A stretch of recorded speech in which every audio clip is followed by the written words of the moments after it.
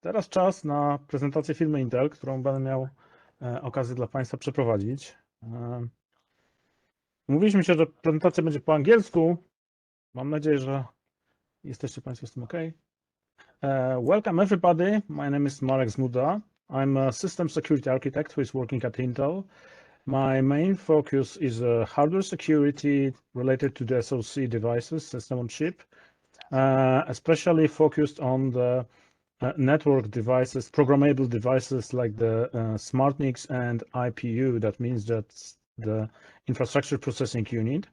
Today, I would like to guide you through the topics related to the new trends in a hardware security world, like hardware root of trust and device attestation.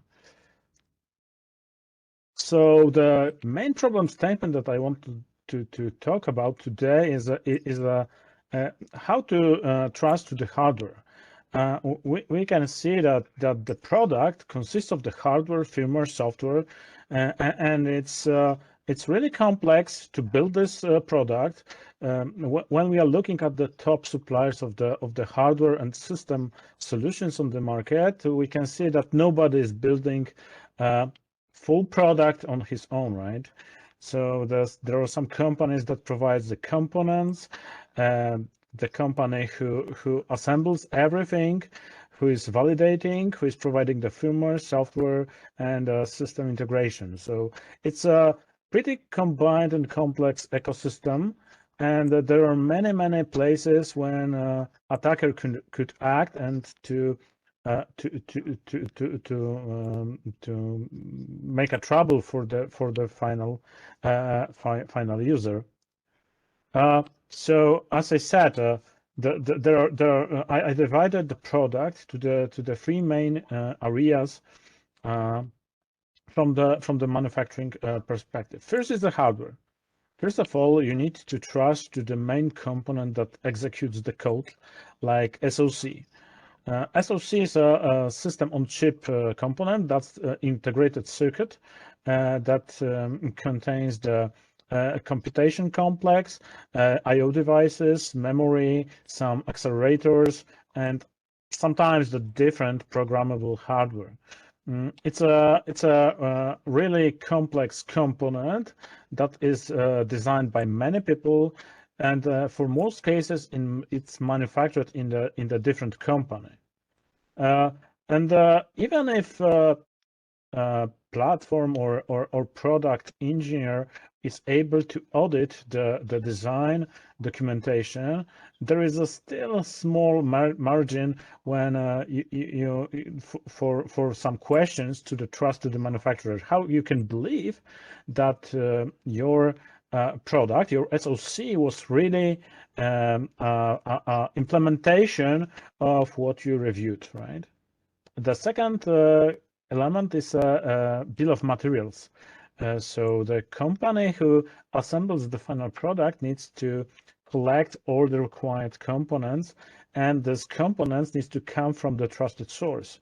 So that's the second vector that could be interesting for the attacker to change the component to the different one to achieve his goal, like a backdoor, or to enable the well-known vulnerability. Next one is a PCB, so printed circuit board. Does this that for the most cases this green element that maintains integrated circuit and discrete elements, and the way how these components are really connected in the electrical way is defined by the PCB designer. And the last but not least, in the hardware world is the configuration. For the many complex elements like active devices and computing devices, programmable devices, the crucial from the security standpoint is a configuration. So the component providers delivers the recommended set of settings. Sometimes the tools are needed to configure the hardware that shall be executed to introduce their components to the hardware in the secure and the trusted way. For the firmware, for the most cases, the assembly factory is collecting the binaries with the firmware that is just burned to the SPI flashes and different types of the non-volatile memory. There is also some configuration that is required by firmware. You can, store the JSON file or XML file that orchestrates how the firmware is executed and how the default parameters are used by the firmware. And finally, the tools that are used to instantiate this firmware inside of the SoC, like burning, like configuring, or diagnostic. From the top level, we've got the software that consists for the most embedded systems from the operating system. It could be real-time operating system, Linux, or proprietary one that runs applications, and still we've got here also configuration. So you can see that that even a simple single board device is a really complex product, and if you want to trust that you are using what you designed, it's really challenging. So let's consider the simple use case. Let's assume that we've got the user that is the real owner of the hardware, but he is accessing this device remotely through the internet. So let's assume that device is turned on and it's trusted, but it's remote connection, so you cannot just go there, look, are there all screws placed correctly? Maybe somebody is there. There is no way to do the physical inspection to prove that hardware was not tampered by the attacker. And first attack that we could imagine is the simple hardware modification. So attacker can go to your remote location when your hardware exists and modify some part of your hardware. For example, he can change the USB stick or change the hard drive to his one that is malicious one, and he can achieve some goals from that are attractive from his perspective, right? In a previous solutions that were available on the market a couple of years ago, it was really difficult to prove that your hardware was modified. You can, ask your remote hardware what's the version of the firmware software you're running. Those devices could report the version, so the sum string or the number, but nothing more, right? And it's not protected. You can also imagine the second kind of attack, like hardware replacement. So attacker can turn off easily your hardware and inject his malicious one, right? So that from the functional perspective mimics your one, but with some malicious backdoors and malicious modifications. So it's the same situation. This hardware in a solutions with from the past can report the valid versions, but in the practice, it could run completely different version of the software, firmware, and even hardware.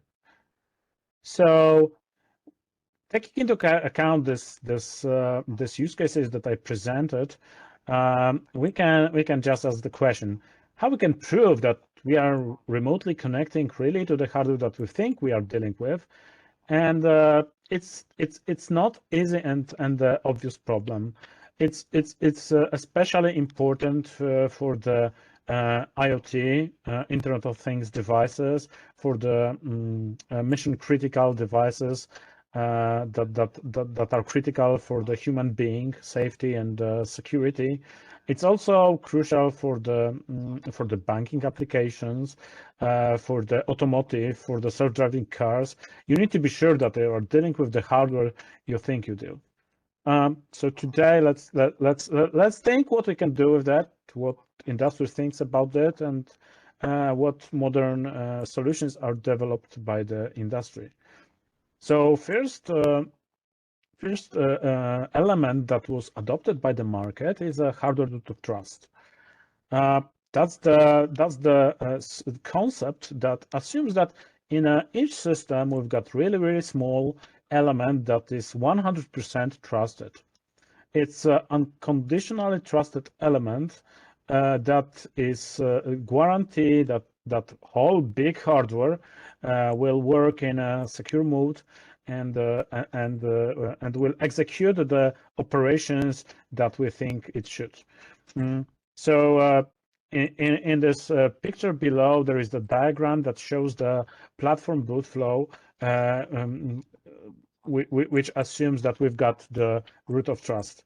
So when the platform goes up, we are powering on our crucial components. It's initiated by the hardware. So there is no programmable element that could change this very initial part of the boot stage. Then the root of trust comes, and so this really trusted element is booted. It's still the hardware, so there is very limited way how it could be modified by the attacker. And the first important task for the root of trust is to validate that the first firmware, so it's the first programmable mutable component, will be validated in a cryptographic way before it will be executed. So if we will take, for example, the Intel BootGuard technology, that's the technology that is common probably in your laptops.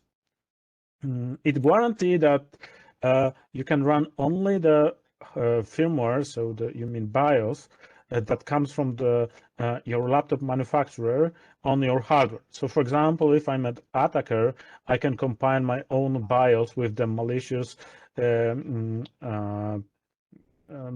functions and the backdoors. I cannot sign it in a correct way with the laptop manufacturer's private key, so I cannot execute it on your laptop, right? And this root of trust consists of the couple of elements. First of all, you can see that we need some cryptographic keys that will be used to verify the signature on the firmware. It needs to also to execute some cryptographic operations like the hashing, like the asymmetric cryptographical signing verification. So you can prove that the let's say RSA 3K signature is correct on the BIOS before you will run it. It's crucial to have it fixed, to not allowed to modify it by the attacker using any kind of the configuration or the firmware. That's why we are saying that the hardware root of trust is a really trusted component. So when we will prove that the first mutable code like the BIOS is validated and it's authenticated, so we validated the signature that is put on that, then this new element that was validated becomes trusted. So it means that after this boot stage, we've got root of trust that is trusted and the BIOS trusted. And then BIOS can verify the next stage of the firmware, like next stage bootloader or the operating system, so on and so forth, right? So we can build from starting from the very limited element of the hardware that is root of trust, that is very tiny, very well isolated, and that is resistant for the side channel attacks. So you should not be able to to dig something, to modify or impact cryptographic operation that are executed by the root of trust by, let's say, power glitching or electromagnetic radiation, we are extending to the whole system, including operating system, applications, and services. So what are the hardware root of trust features? This diagram on the right side presents the very simple SoC, that's system on chip, that consists of the root of trust, right, and compute complex. Compute complex, that's the entity that is running your operating system, like Android, Linux, or Windows, and you are executing here your real applications. It consists, as you know, from the random access memory, from the CPU, I/O devices like storage, USB hub, and things like this, and the graphics that renders the pretty pictures for you. And you've got also root of trust that is completely isolated. So it means that you cannot just impact the way how the root of trust is working from the compute complex. It's crucial to have it isolated with its own SRAM, CPU, TRNG, crypto, and keys. So all these crucial elements are inside of the root of trust. And that, as I said previously, it's important to have it resistant to the all side channel attack. It means that, for example, attacker could not find a way how to modify or impact the power supply of the whole SoC to, let's say, to bypass the secure boot process, or he cannot use the power glitching to change the cryptographic key that is used to verify the BIOS or different firmware. So there should be also some anti-tamper resistant that will not allow you just to decompose the root of trust from the system that he's protecting. Advanced key management, that's also important, because, you know, if we are saying about the products that has a lifetime really not so long, right, like a year or two, you can probably, for the many applications, trust that your key will not be compromised. Or if your key will be compromised, it's not the end of the world, because it's a toy, and nobody will hurt if something, if key will be leaked and somebody will be able to compile the firmware, malicious firmware that will be running on their device. But if you are providing the mission critical solutions, or the solution that will live in the wild for a long time, like the base stations or some part of the city infrastructure, you need to think how to manage the keys, and what we shall to do if, for example, the private key that is used to sign your firmware, software, you name it, will just leak. So the modern root of trust has a capability to revoke the old key and to provision the new one. There are many methods how the key can be revoked, and how we can provision the new key. Sometimes we are provisioning many keys at the manufacturing stage, and we are just switching to the new one when the old one was compromised. There is one more thing related to the authentication that is performed by the hardware root of trust. It's a security version number. So let's assume that we are releasing our pretty new product, and we are releasing it with the firmware version A, right? And after a month or a year, we see in the Newsweek that the main library that we use for the security was hacked. So our product is no longer secure, and we need to do something with that.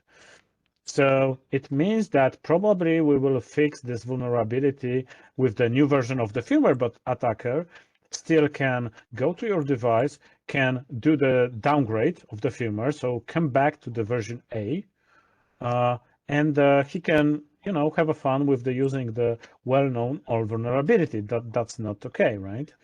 So the modern root of trust that are based on the hardware, for the most cases, maintains the security version number. It means that in hardware, inside of the SoC, there is very small and secure area of the memory that is one-time programmable, and it maintains the minimal security version number for the firmware that can be running on this hardware, this particular hardware. So when for the use case that I mentioned a couple of minutes ago, when we are releasing the version B of the firmware with the fix, we can just increase the version number, secure version number that lives in the hardware to the version, let's say 2, and starting from this moment, attacker will not be able to run the version A on this. So that's the way how we are mitigating the downgrade attacks in the hardware using hardware root of trust. This slide presents the secure boot that I said on the previous one also. So we are building the trust to the platform step by step, starting from the very tiny root of trust, extending the security and authentication to the new elements, and finally, after everything is booted, we are sure that the hardware is okay. Please remember that I'm saying still about the boot process. So it means that just after the boot, we are sure that the platform is trusted. But what about the product that lives up and running for years, like telco solutions or the base station? Probably if you are booting the good and reliable base station, you will power it up, it will be booted, and it will stay booted for months or years.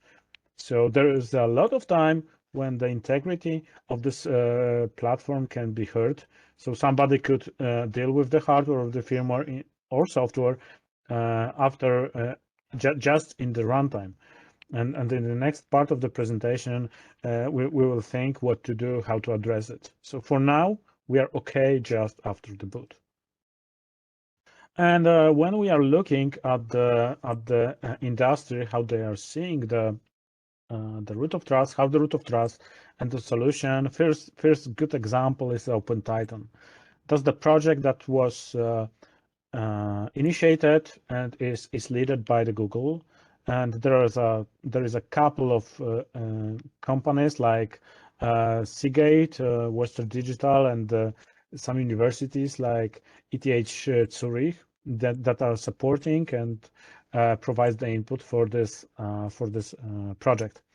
So the main goal for this project is to provide the open source solution for the hardware, firmware, and software that will build the reference for the hardware root of trust.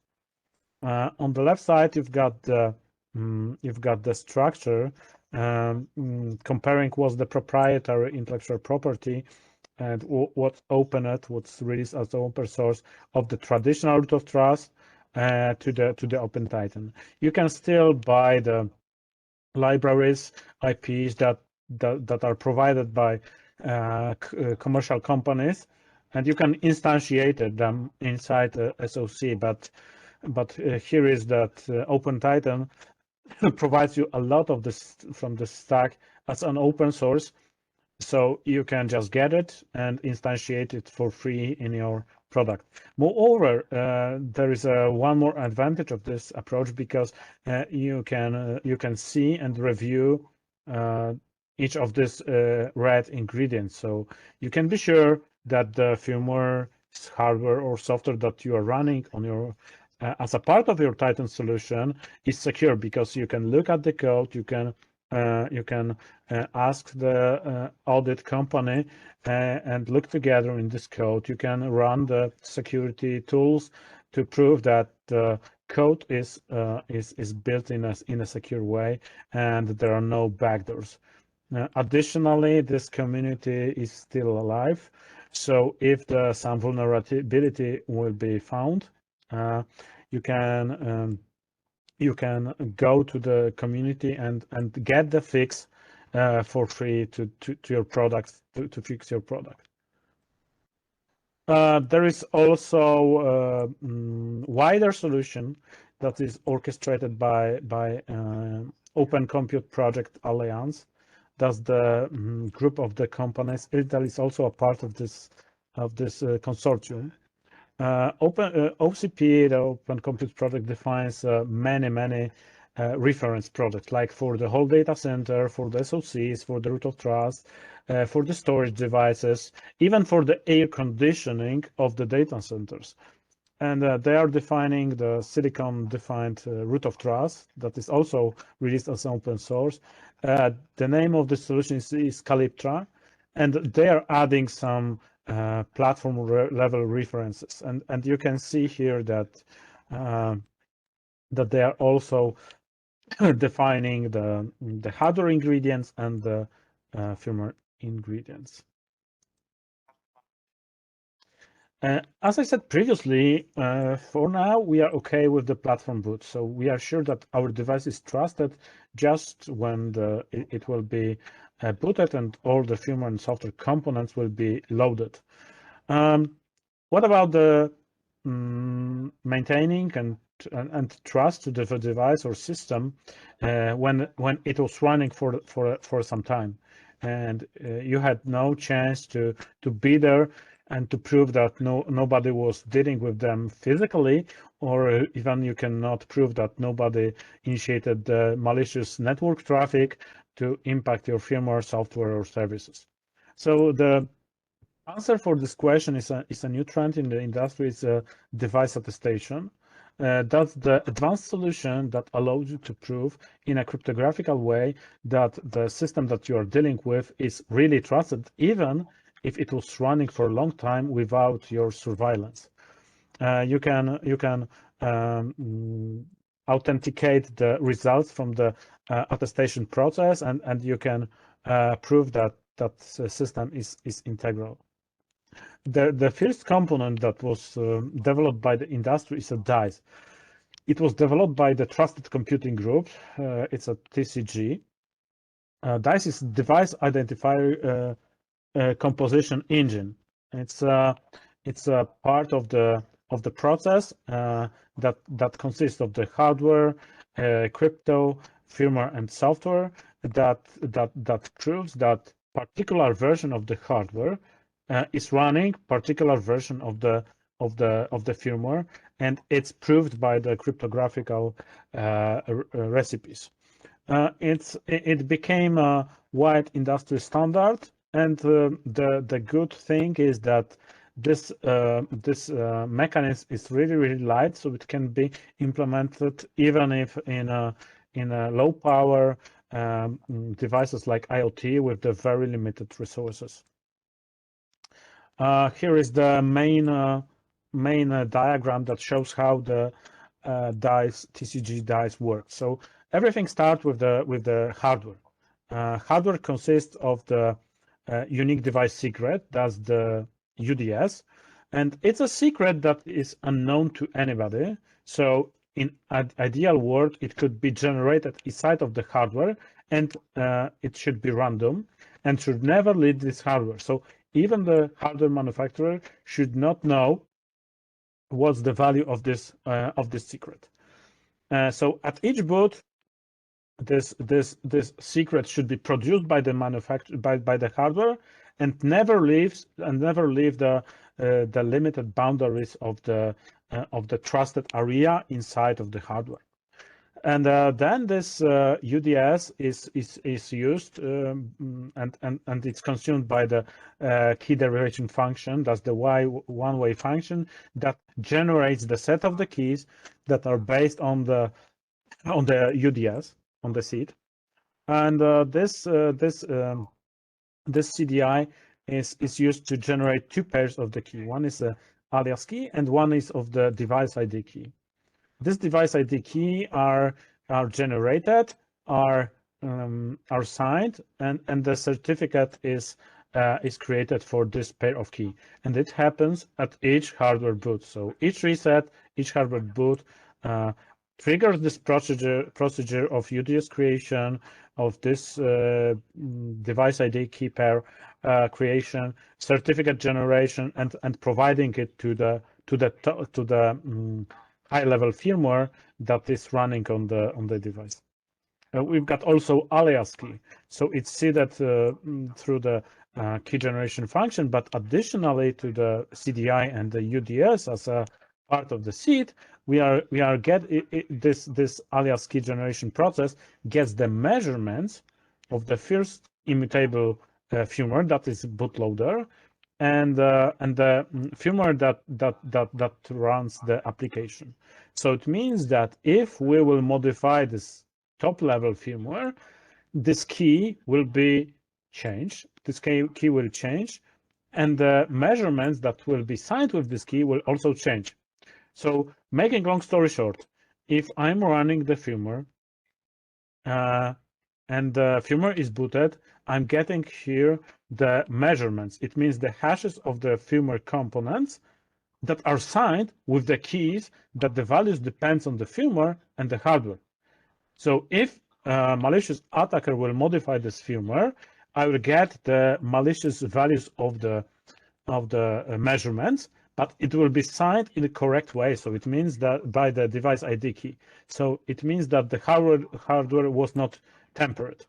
If the hardware will be tampered, I will get a wrong values for the measurements and the signatures. So that's maybe it looks so complex, but if you will spend some time on that, it's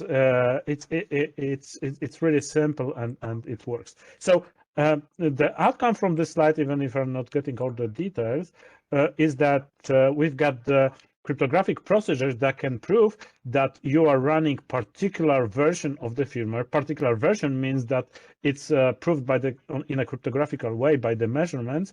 So you are computing the hash of this firmware, not only reporting the string with the version.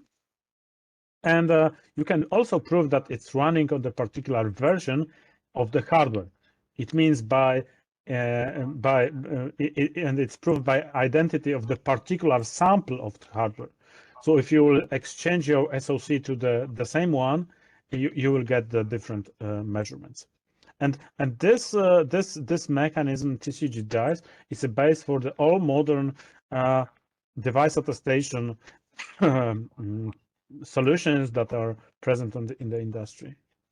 But as I said, everything starts with this unique device secret. So how we can make it practical to seed the million parts of our product with the unique device secret that has well properties from the randomness perspective, that never leaves the hardware, and you can trust to the process even if you are outsourcing the manufacturing of your chip to some company, right?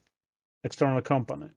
So here the physical unclonable function, so that's the path solution comes with help. That's the part of the electronic engineering that was developed from the 60s, but now we've got technical capabilities to really implement it in a real product. So this solution works this way. You can design the structure inside of the SoC.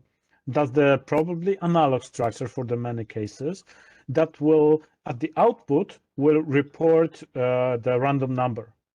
It will be seeded by the challenge. The challenge for the all parts is the same, but this structure that you are designing inside of the SoC is very sensitive for the manufacturing process. So even if you've got the good yield at your manufacturing, you will get the different response when you are seeded with the same challenge for each part. So it means that the attacker who even has an access to your lithography and the RTL is not able to figure out what will be the response for the particular part. And this approach make it really secure, and that's the direction where the whole industry comes with the seeding of the random numbers to the hardware. In practice, it's sometimes implemented as the series of the frequency generators that are sensitive for the manufacturing process, and each of them will have a slightly different frequency because of the sensitiveness of the process. And at the output of all this generators, we are instantiating the frequency comparator. So it compares the frequency that has a out signal from each generator, and it just compares what value is higher, and the results, higher or not higher, is translated to the zeros and ones, and finally you are getting the random seed. The crucial thing for the puffs is that at each boot it needs to generate the same value. So it's about the stability. It should be different for each part, but it should be the same for each boot for the same part. Okay. So for now we've got a process that is more mathematical based and cryptography based, how to prove that we are running the trusted firmware on the trusted hardware. We've got the way how to seed this UDS for that is the base for the TCD dice methodology, and what's next. So industry wants to have a standardized protocol that will allow to attest the many devices that are manufactured by different by different companies, right?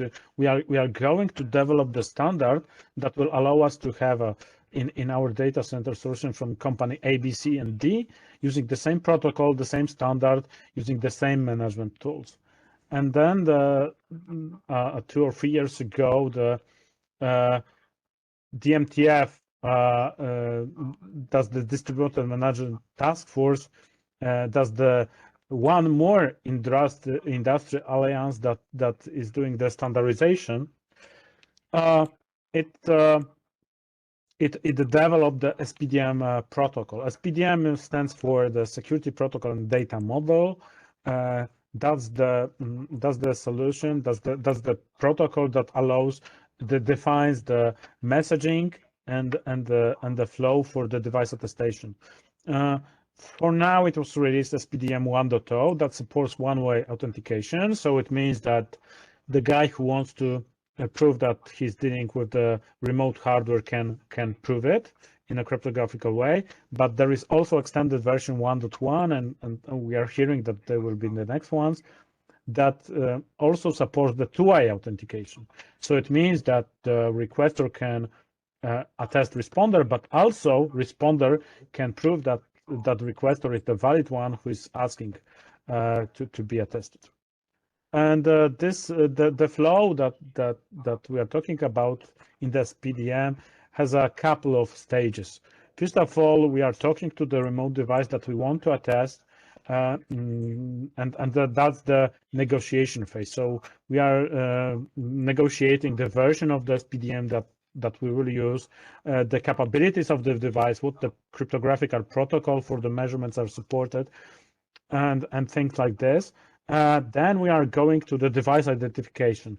We are getting the digest, and we are providing some challenges that will be signed by the device, so we can prove that that's the device that we want to talk with.